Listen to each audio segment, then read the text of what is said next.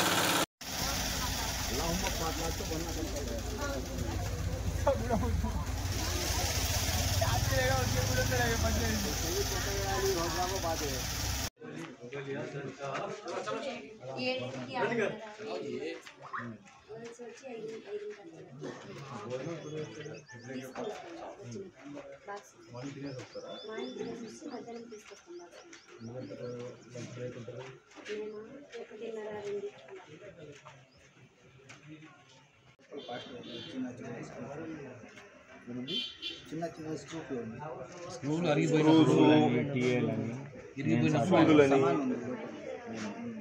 సామాన్ ఉంది, ఇంకేమైనా పని చేస్తారు. అన్నింటి తిరిగిపోద్దా? 18 డబ్బులు అన్ని చక్క దొరుకుతాయి. వీళ్ళే తెచ్చుకుంటారు సార్, మేము వీళ్ళకి కలకత్తా. ఎందుకని మన దగ్గర ఎందుకు లేవు? మా వరకు వీళ్ళకి పర్ బ్యాగ్ ఇంతని ఇచ్చేస్తాం సార్. ఆ రా మెటీరియల్ కూడా వాళ్ళే తెచ్చుకోవాలి. ఇరిగిపోయింది అనుకో, దాన్ని వాళ్ళే తెచ్చుకుంటారు. లేడు ఇక్కడ ఏం లేదు సార్, మొత్తం కలకత్తా నుంచి మిషన్ తయారు స్టాక్ తెచ్చి పెట్టుకుంటాం, స్టాక్ పెట్టుకుంటాం. ఈసారి బుక్ చేసుకుని తెచ్చుకుంటాడు సార్. సూదులు, బోట్లు, ఆ నెట్లు అరుగుతాయి కదా. మనం వర్క్ చేసినప్పుడు బ్యాగ్స్ కుట్టినప్పుడు అరుగుతుంటాయి సామాన్లు. హైట్ ఉంది కాబట్టి ఇది కూడా హైట్ ఇట్లా అనుకోని కూర్చొని కొట్టలేమా?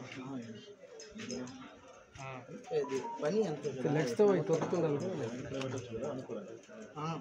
మళ్ళీ పలికి ఎక్కడ ఉంటే చేయి కొద్దిగా వెనక్కిపోతుంది, కుట్టినప్పుడు చేయి వెనక్కిపోయింది, తగిలిద్దని ఏం పెట్టుకోరు వెనకాల. पाम दबाने इसका सीने की मशीन है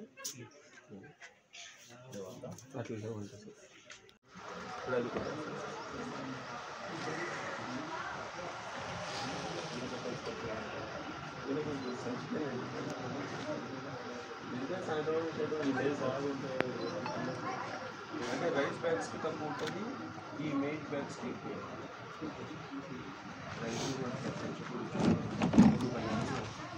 ఇదనుకోండి 2 రూపాయలు సంచిని బట్టి తల్లిదంటారు.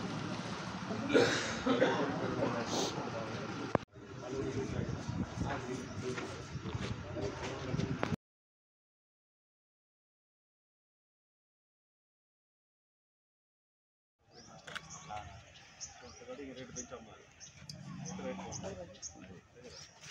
మీరు ఎట్లా ఇష్టపడతారు? డైరెక్ట్గా మీరు పనులు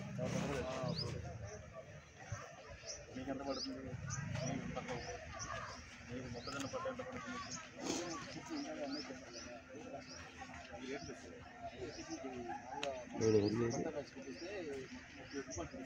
50 కేజీ थैली कितने का था?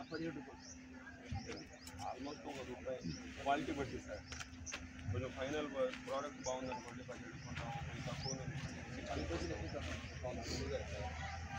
బాగుంది 18 కూడా బాగాలేకపోతే 10, ఇది ఇంకా బాగాలేకపోతే 17, 16 అల్లామో కడగా దిశందు వర్కర్ దిశందు. చెప్పండి,